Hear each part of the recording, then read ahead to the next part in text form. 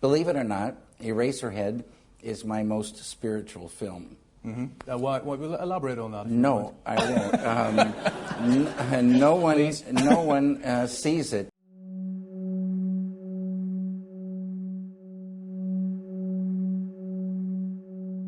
What makes a film spiritual? Is it an overt expression of religious themes and symbols? What about the emotions it evokes within us?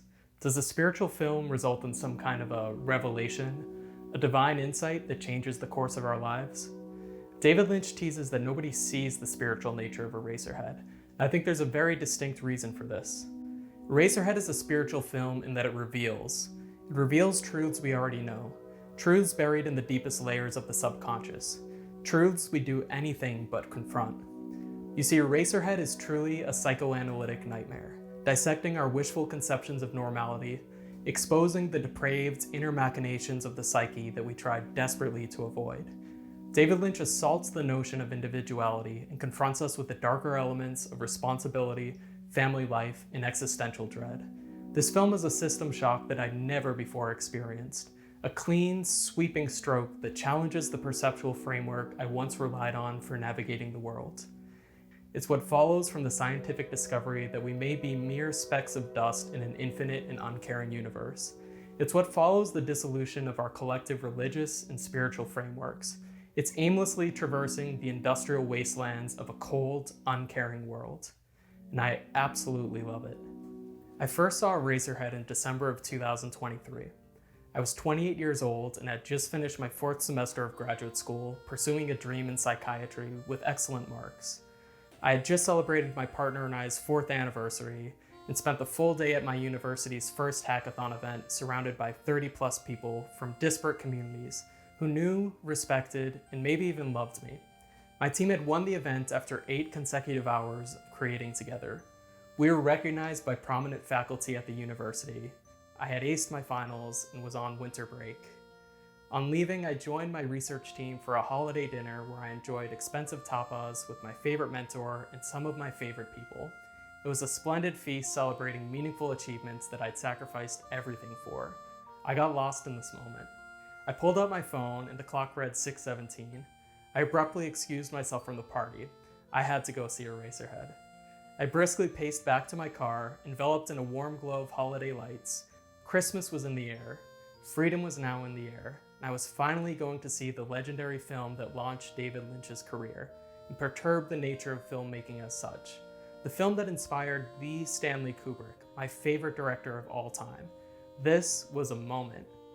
I took in the beauty of the legendary Coolidge Theater and assumed my place within the crowded alley of film buffs, art students, and curious onlookers as I waited for a close friend to join me for seating time. We were escorted to the theater and met with a brilliant display of 20th century Art Deco cinema. This was the shit. I mean, really, an MC wearing a Sega Dreamcast shirt came out from behind the red curtains and freestyled for 10 minutes on the legacy and importance of this film to a sold-out, admittedly smelly audience. This was how the film was meant to be experienced. The curtains drew, and I was met with a stultifying 10 minutes and 46 seconds of silence, watching a defeated man with poor posture traverse a depraved, colorless, industrial hellscape before speaking a single line of dialogue. Suffice to say, I was compelled. And for those who have seen the film, you know what follows is a surreal, incomprehensible disillusionment of a father descending into madness. There's not a single happy moment in this film. Henry, our protagonist, has the life beaten out of him at every turn, culminating in his decision to kill his grotesque child, then entering a psychotic dreamscape where he embraces the lady in white, a look of quiet resignation on his face. The screen fading to a pale, blinding exposure, and then it just ends.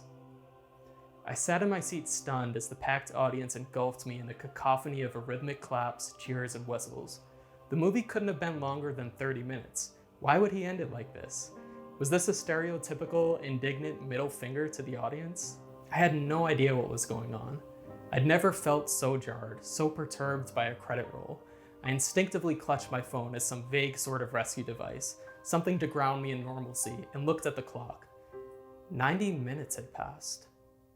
And like a reasonably behaved human being, I followed the herd out of the theater, The gravity of the room had been dialed to an oppressive degree. I made it outside and was awoken by my first breath of cold New England winter airs. I felt a profound sense of ambivalence, bordering on disappointment. This was Eraserhead? The Eraserhead? It confused me to know that a copy of this film reel was sitting somewhere in the Library of Congress. I wanted to be scared. This was supposed to be mythically terrifying. And sure, the image was grotesque, unhinged, the characters uncanny, the plot progression surreal and disorienting, but none of it scared me. It was an art film that I could keep safely at arm's length. And I was glad I'd seen it. I knew that I should like it, maybe even like it a lot. But I drove home ready to safely give it 3 stars on my letterbox, expecting to forget about the film in a few weeks' time. So I slept soundly. I slept soundly after watching Eraserhead.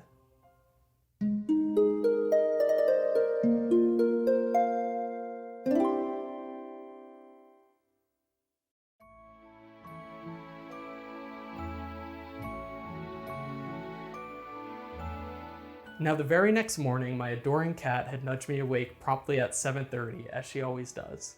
I brushed my teeth, fed my cats, and walked next door to my favorite cafe. I was orchestrated, precise, and robotic. Yet as I shuffled through my mundane routines, I felt somehow different. For reasons beyond my control, I couldn't stop thinking about Eraserhead, a film that veils its meaning in obscurity and absurdities. It's a film that demands exploration. There had to be a meaning to decipher, right? I started my car and drove to a job interview at a psychiatric hospital. Yet unlike other drives, I knew to take this one in silence. I parked my car in a Star Market lot and rested my head back against the headrest. Then, like a perverse flash of insight, my eyes widened in shock as I mouthed the words, "Holy shit," to myself. In a profane instant, I understood that Eraserhead was David Lynch revealing the horrors inherent in normality. The soulless drive to continue existing in a world devoid of meaning and color. The futile contention with societal obligation being personified through a factory worker who persists in quiet desperation as he tries to shoulder the responsibility of raising a monstrous child in a loveless marriage. Henry is sentenced to this hellscape with a swift, remorseless blow, decimating his autonomy as a human being. Henry is no longer free. He is consigned to a life of unchosen responsibility in a world that violently opposes life. I now saw the film for what it was. Eraserhead is the unsettling disquietude of having your identity stolen from you as a parent in a family-centered society. Eraserhead is the existential nightmare of wandering through a wasted world without purpose. Eraserhead is the jaws of time crushing your dreams and potential as you inch slowly closer to the end of your days. Eraserhead is being 28.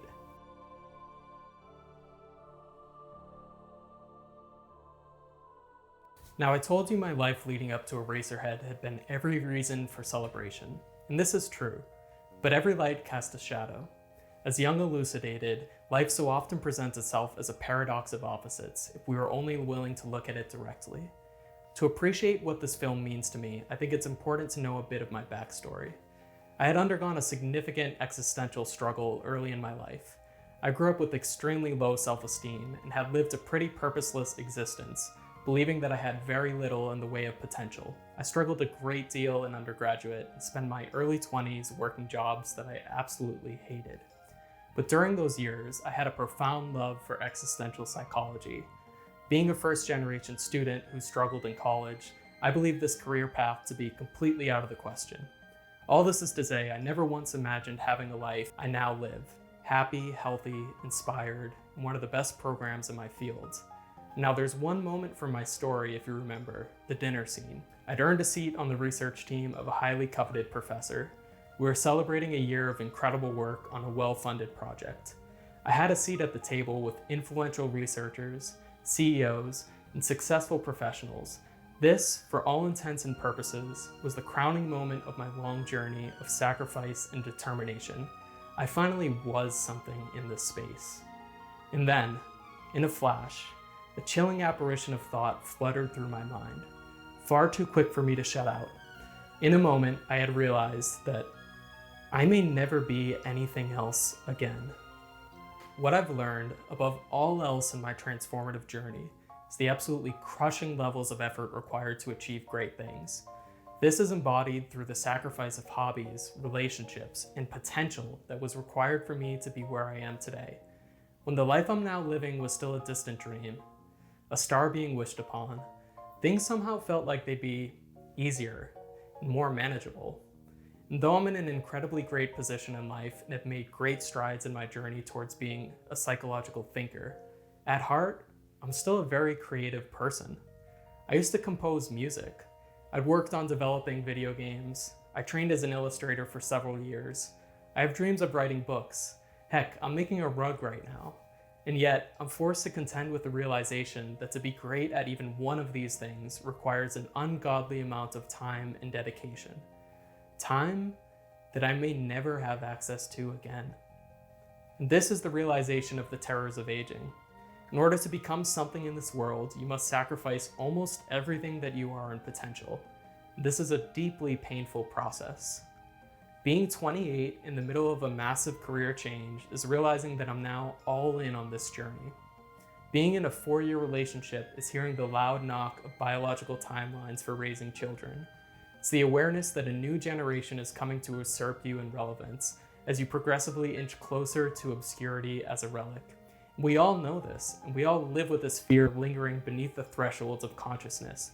But in a rare instance, someone like David Lynch comes along to make us face this subconscious threat openly. This confrontation, I believe, is the spiritual heart of Eraserhead.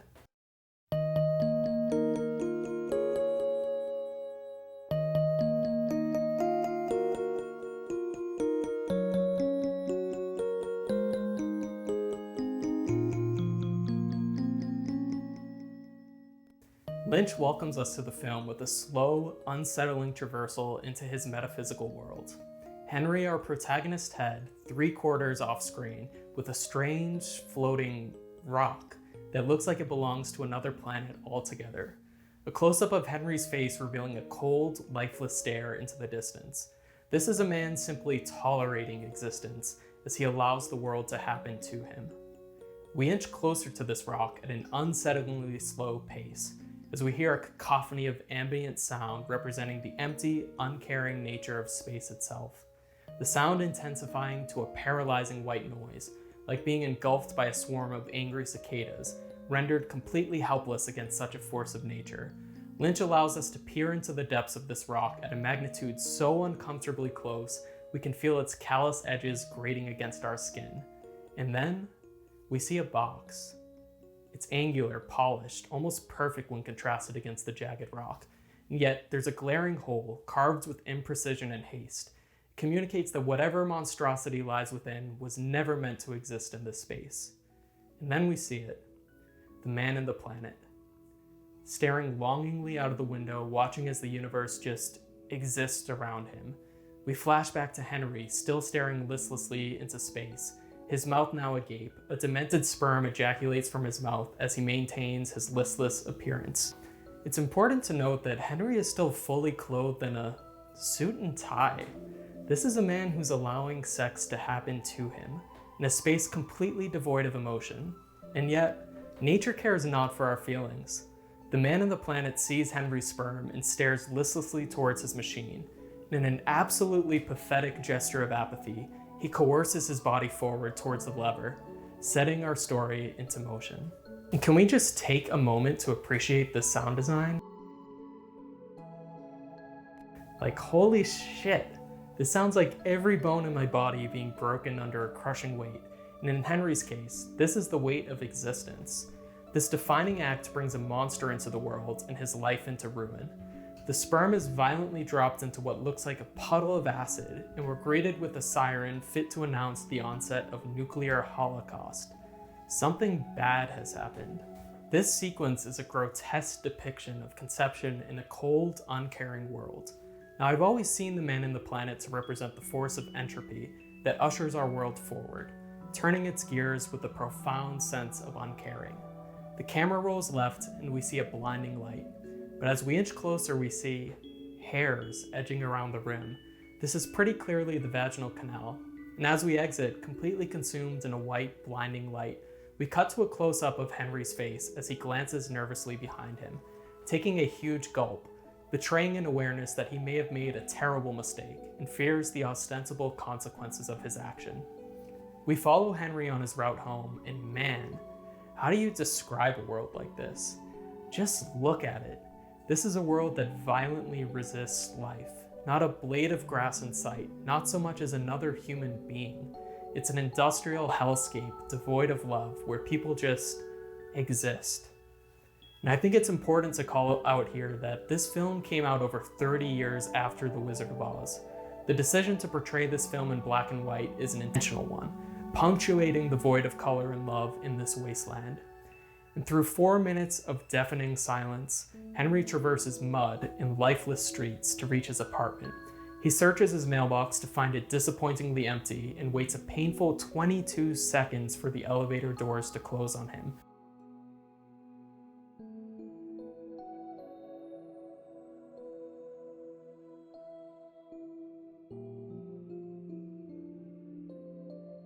Accentuating that life happens at Henry.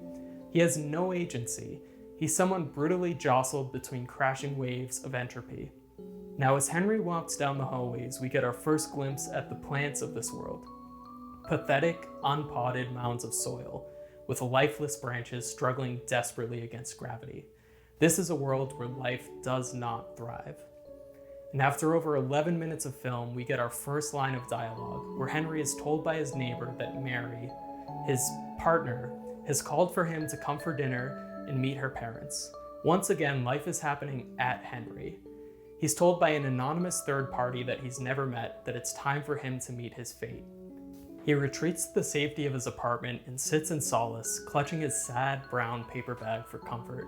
Henry manages a longing stare out this window, only to be met with a smothering brick wall, shattering the illusion of any world beyond these 4 oppressive walls. God, this is depressing. Henry musters the strength to walk to his dresser and retrieve a torn photo of the woman in question, revealing the strained nature of their relations. He contorts his face into a rather pathetic smile, deluding himself into believing that this may be something good for him. But I'm afraid that Henry knows that this is a lie.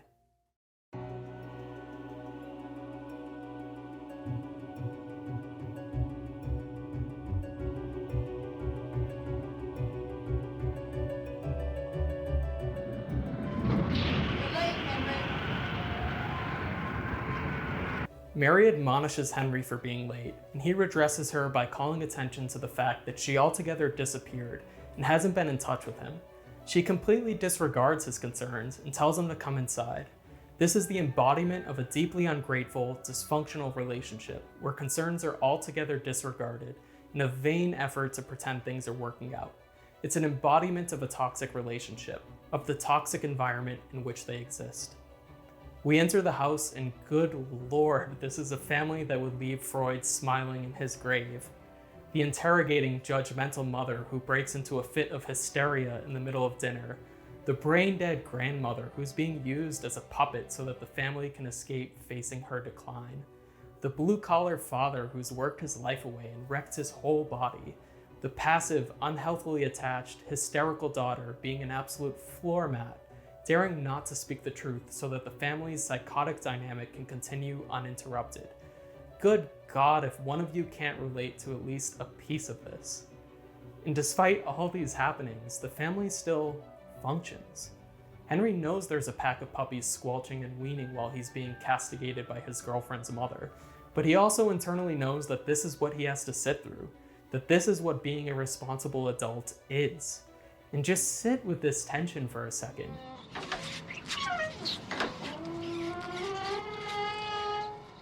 This is fine. Everything is fine. And now we have to talk about the dinner scene. The camera pans to Mary's father entering the kitchen, still donned in his plumber's jumpsuit. He attempts to know Henry immediately through his work, and we feel his anguish with how unappreciated he's become, asserting that people think pipes grow in their home. The people think pipes grow in their home. Well, they sure as hell don't. Look at my knees. Look at my knees. This is a man who's lost any semblance of individual identity, assuming the archetypal caricature of working father. He's seen the world change around him, and he's terrified by this. the world has continued to evolve as he's been grinded as a monotonous cog in the nuclear family machine, unchanging yet somehow degrading. Life continues to take from this man. I think this quiet resignation is best exemplified through the physicality of their interactions. The father rushing from behind the dinner table to show Henry the damage done to his knees, as though having a witness would somehow bring justice to this tortured soul. He leaves to finish preparing dinner and returns to the table only to immediately revisit the damage done to his body, as though he feared it would be buried beneath formalities and conversation if it weren't thrust upon unexpectant ears. He explains the injury he suffered 14 years ago, how doctors advised him to not use that arm, but without an arm, without the ability to work, what would this man be? He shirked medical advice and through sheer willpower regained the ability to move it, the ability to work. But in the process, he lost something very dear. Mary's father lost the ability to feel. And pretty soon I had my arm back again. Now I can't feel a damn thing in it. All numb. He smacks his arm angrily to demonstrate his condition, stating that he's afraid to cut the chicken, a confused look of sadness washing across his face as he contends with the dismal state of his life. As someone who grew up in a blue-collar, working-class family, this is heartbreaking. Lynch perfectly captures the dark shadows of the archetypal father as provider role, with men sacrificing their individuality, dreams, home life, and bodies, grinding themselves to dust as the wheels of time push forward. Hell, this hit extra hard for me as someone with a grandfather who lost their finger while working construction. It's a terrifying reality to contend with. And now, we need to talk about those chickens. Mary's father cautiously alerts Henry that they'll be eating man-made chickens for dinner tonight. And just watch this scene. The morbid curiosity of these tiny, deranged creations. And apart from just being a hilarious visual gag, these chickens represent something important about the world. In my estimation, these are pretty clearly intended to represent rotisserie chickens, a borderline artificial form of life, holding only vestigial traces of nature within their bones. Tormented living beings manufactured en masse in dark industrial settings, permeated by their blood and screams of horror, their entire existence in service of human consumption. Their being boxed, labeled, valuated, their coffin shipped to the nearest market. This is a scathing insult to nature when examined closely, a mockery of life as such. And I love rotisserie chickens. I'm holding a rotisserie chicken right now.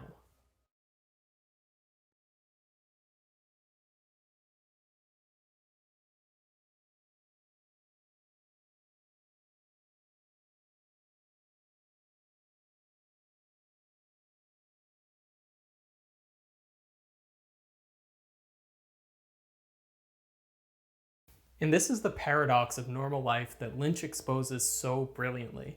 There is a dark undercurrent to factory farming and meat consumption, just as there is a dark undercurrent to the mundane industrial life and family. And I'm also a graduate student with extremely limited time and budget, and I know that our large brain masses are attributable to the discovery of fire and our ability to eat meat. I was vegan for 4 years, and I got very sick towards the end, forcing me to contend with these realities. And that's okay. These are uncomfortable dualities of being that Eraserhead forces us to sit with, and we're only getting started with the film. And so, Mary's mother responds to these chickens, and the women excuse themselves from the table.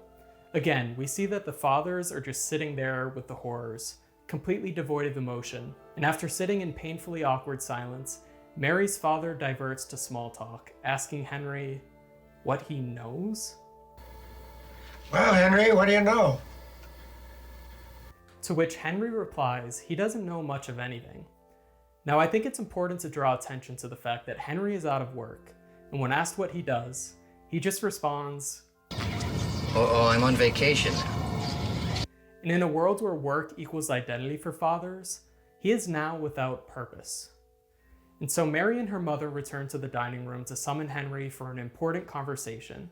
And just look how passive the father is, forcing a smile for formality, Henry's face deadens with a heavy sense of apprehension as he stands up, the lights flickering to the sounds of intensifying synths, tensions building until the lights burn out, until Henry's light burns out. This is a man who's about to be sentenced to something unbearable. And after the mom reveals some feelings, we hear the news, the most dreadful news. Henry is going to be a father. What we're often told is a reason for celebration is here a death sentence. Henry, without any proof, is told that he's going to be raising a child, that he's going to be locked into this loveless relationship, inducted into this hysterical family who we've just suffered through dinner with. This is a place of nightmares. And though any one of these realities would be devastating, Henry is never given a choice. And this, I believe, is the real existential terror of Eraserhead. It's the story of a man who's lost agency. Henry's life is no longer his own. His body rejects this reality as his nose spontaneously bleeds. But we know Henry is now part of the machine, doomed to follow in the footsteps of Mary's father as he watches life steal his autonomy, hopes, and individuality. The anger of the world intensifies, and we travel back to Henry's home, to his new life.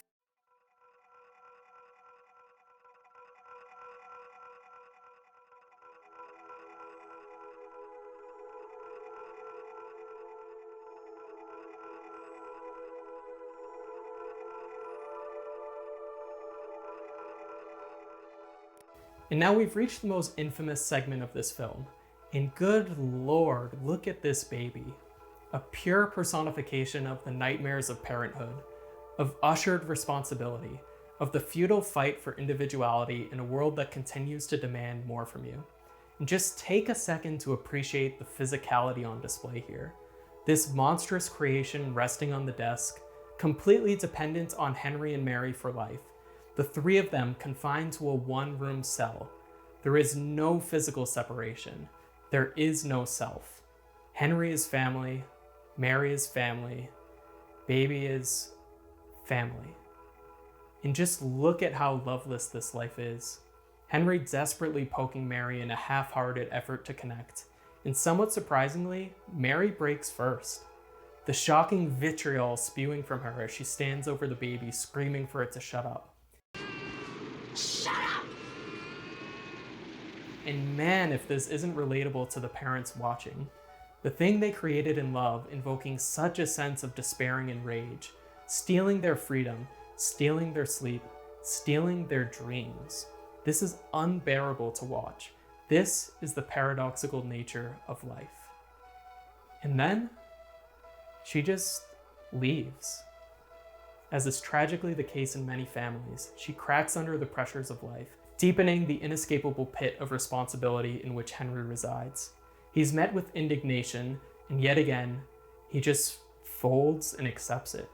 And to compound the burdens of his situation, this baby, this monstrosity, gets horribly sick. Henry embraces his role and quite comically tries to treat the child with boiling water. He did his part and tries to leave the room to get some semblance of space, because good lord, this man deserves a cigarette break at the very least. But the moment he cracks the door, the baby resists. Nature resists. Henry is no longer permitted.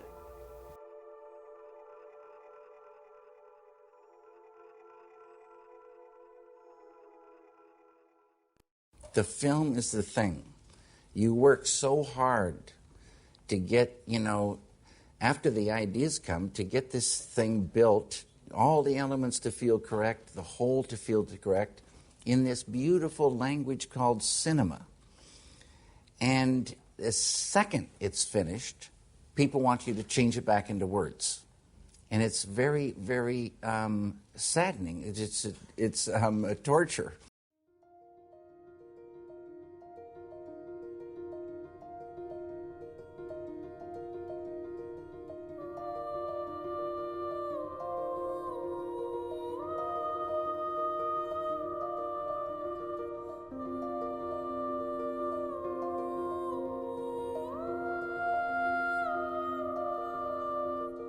And if it weren't already apparent that this is a David Lynch film, things are about to get a lot weirder. And if you're unfamiliar with Lynch's work, the surreal characters, places, and elements present in his films can be likened to allegories for elements of the psyche. And so Henry begins to daydream, as fathers so often do, and gazes towards the radiator, the one source of warmth in this cold and uncaring world. Here we get the first glimpse of the woman in the radiator, and good Lord, just sit with her for a moment.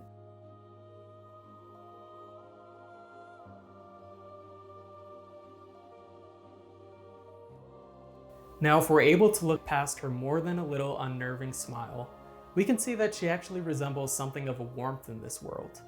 On a literal level, she lives inside the radiator.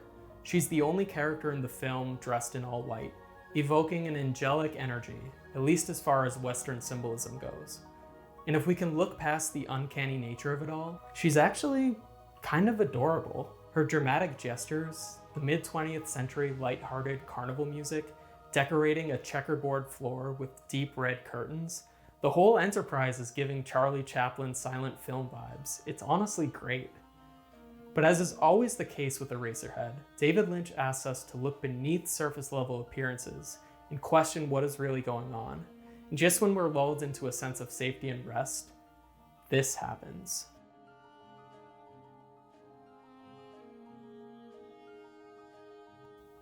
Now this may be somewhat unassuming, if not grotesque at first, but we must ask, is the woman in white stepping on unsightly creatures, or is there something far more sinister happening here? We've already established through the opening sequence that these worms are representations of sperm, or you and I at one point in time. And in this world where life is bleak, these future humans are degenerate and degraded. The woman in white giggles as she unfeelingly crushes the life out of them, ensuring that they will never come to exist. And she gets a great kick out of this. From here, it's clear to see that the woman in white is something like the embodiment of nihilistic ideals, the philosophy that rejects life and asserts that it would be better if being simply ceased to exist. This is a philosophy that's thoroughly entertained in both Eraserhead and our own world. It's a despairing at the hopelessness and futility of being as such. And just listen to the song that the woman in white sings.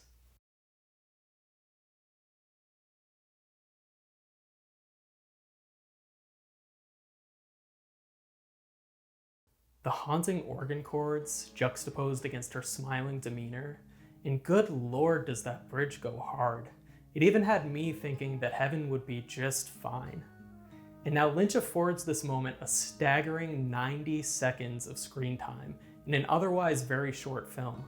The phrase, "in heaven, everything is fine," is meant to entice a resignation of this life, that our being is so irredeemable we should forfeit our existence in the hope of a pleasant afterlife.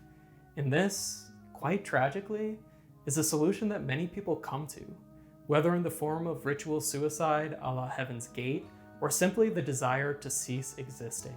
These ideals are unearthed from the deepest recesses of Henry's mind. And now in this dream state, Henry meets the woman in white, and he's nervous as all hell, longing for her embrace, yet simultaneously shaken by the fact that he's allowed these thoughts to permeate his conscious mind. All this in search of an answer to the unbearable nature of being. And what follows next in this dream sequence is perhaps the most confusing, yet the most crucial piece for understanding the heart of Eraserhead. The Tree of Death, a desecrated antithesis of life, is wheeled out as Henry retreats to the corner. And in his miserable attempt to hide, his head is quite literally knocked off by his own baby, set to the backdrop of spine-curling screams.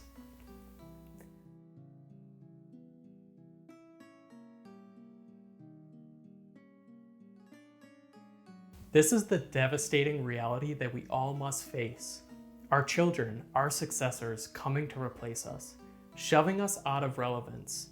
Henry's remains, his disembodied head, devoid of hope and feeling, are only fuel for the great machine of life. His hopes, dreams, and any idiosyncrasies carried within his head are now irrelevant and obsolete. He's fulfilled his role in the societal machine. His identity is now the disembodied provider. In the end, his head is degraded, valued only for its use as a raw material for a consumer product in the form of an eraser. And just look at the utter disregard his remains are treated with.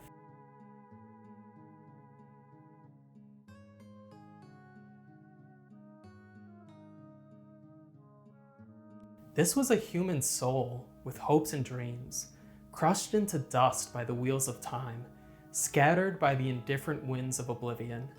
This is terrifying. This is unbearable. And with the crushing burden of this realization, we see a tortured soul mocked by his own mortality, contending with the burdens of existence. He toils alone, afraid, as the Woman in White song intensifies, permeating throughout his apartment. And in the end, Henry chooses the solution offered by the Woman in White. He embraces the temptations of nihilism and negates his own being. The Woman in White is elated, her light blinding in its intensity, and we see not a look of rejoice in Henry, but one of passive disquietude as he fades from existence in rejection of being.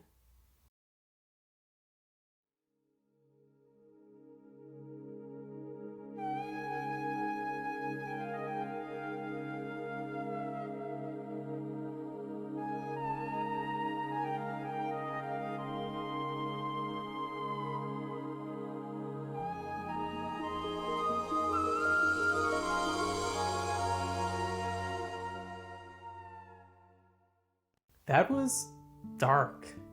There are no winners in the story of Eraserhead, and I spent a lot of time confused as to why Lynch would leave us on such a despairing note, cutting the film in perhaps the most jarring manner I've ever had the displeasure of experiencing.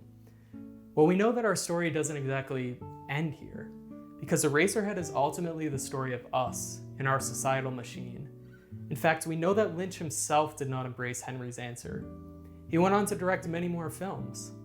He embraced life despite its inherent catastrophes. He got married many times. And importantly, he had 3 children despite possessing a deep appreciation for the dark undercurrent of family life and the existential threat it poses to his own being. And though he poses a most devastating question in Eraserhead, Lynch shows us the ultimate form of respect and allows us to discover our own answers to this question. And so, how do you exist in a world where being is unbearable? Well, as it turns out, humans have been contending with this question for a very, very long time. It may be the fundamental question of our species. And this question hasn't been approached naively. The first noble truth of Buddhism asserts in no uncertain terms that life is suffering. The archetypal symbol of the West is a cross, a paradoxical symbol of hope and unjust cruelty on which an innocent man was tortured. These are not accidents, but they are also no reason for resignation. Because if there's one thing that defines the human spirit, it may be that of hope. Our uncanny, even supernatural ability to find light in the darkest of times, to wish upon stars through the darkness of night.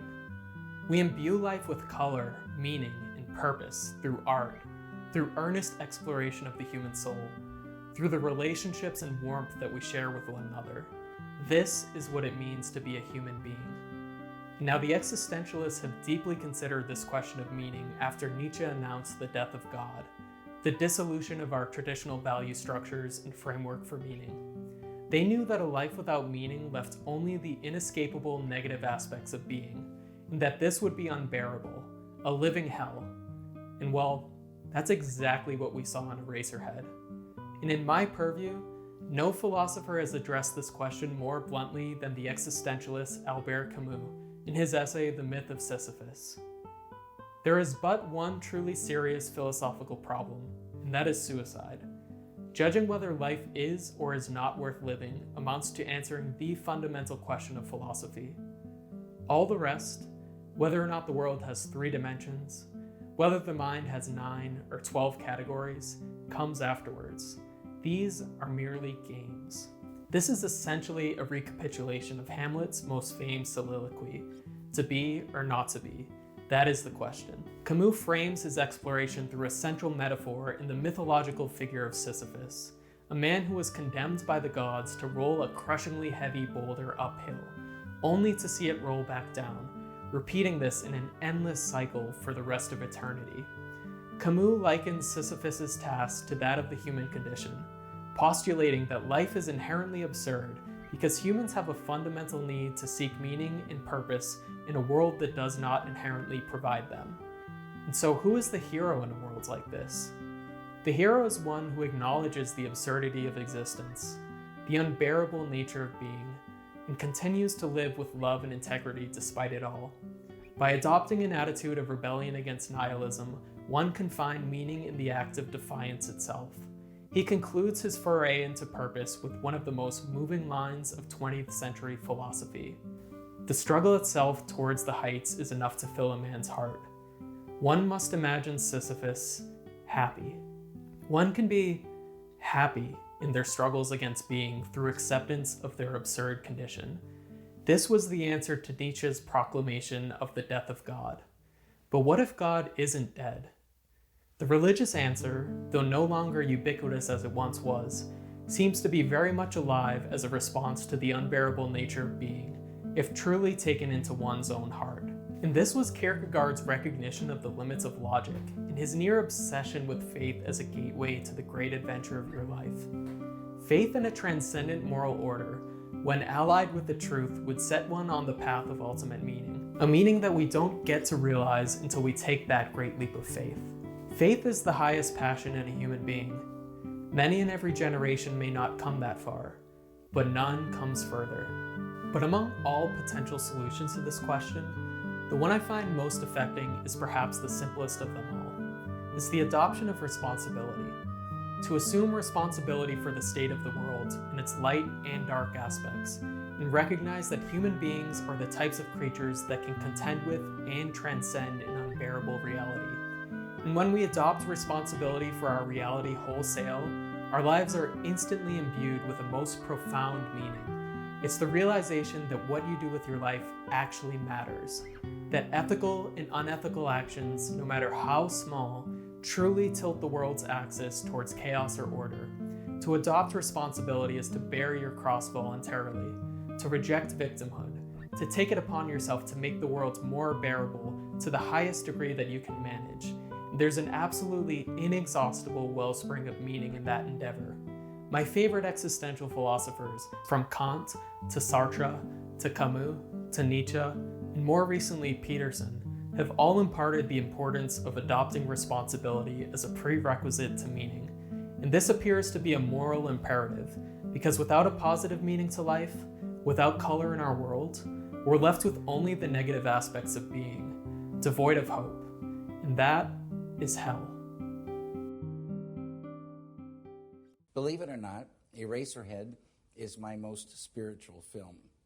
Why we'll elaborate on that? No, I won't. No one sees it. Eraserhead is David Lynch's most spiritual film because it asks the question of our existence, the question human beings have contended with throughout the infinitudes of time, the very same question that Camus and the existentialists devoted their lives to. How do you persist in an oppressive world hell-bent on killing you, where being itself can be deemed unbearable? This, I believe, is the question most fundamental to our existence. Why go on? Most days we shroud this question in ambiguity. We bury it within busy minds or hide within neatly carved roles that keep the societal machine running. But the question is always there. It always exists. And that is the real terror of Eraserhead. And as Jung elucidated, that which terrifies us is paradoxically so often what we most need. Only by contending with the shadow, the darker elements of our existence, can we truly identify and articulate what is of ultimate spiritual importance in this life. And if we fail to do so, we live in the fog, derailed by ambiguities, wandering without purpose or direction. And well, every now and then, someone like David Lynch comes around and gives us the opportunity to look this existential question in the eye. And so, what will your answer be?